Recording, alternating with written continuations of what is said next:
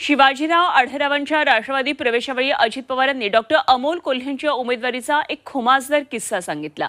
निवडणुकीसाठी खर्चही न करणाऱ्या कोल्ह्यांनी मतदारसंघामध्ये संपर्कही ठेवला नाही आणि इतकंच नाही तर 3.5 वर्षांमध्ये राजीनाम्याची तयारी केली होती असंही अजित पवार यांनी सांगितलं।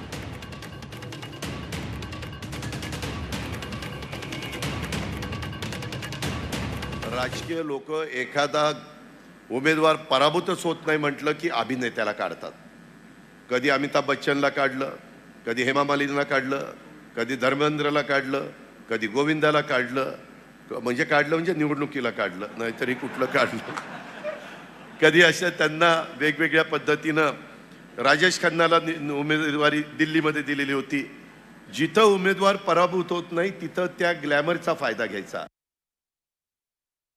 सगळे स्वागत करायचे आणि एकदम अमृत नोनी आर्थो प्लस ये एक प्रूवन फॉर्मूला है। इसमें मौजूद नोनी फल के गुण और आयुर्वेदिक जड़ी बूटियां शरीर को जरूरी पोषक तत्व देने के साथ साथ हड्डियों और जोड़ों के घिसने, उनमें होने वाले सूजन और दर्द को रोकने में मदद करता है। दर्द मुक्त जीवन के लिए अमृत नोनी आर्थो प्लस। वातावरण बदलायला लागलं तसं त्यांनी आम्हाला सांगितलं होतं खर्च मी करणार नाही।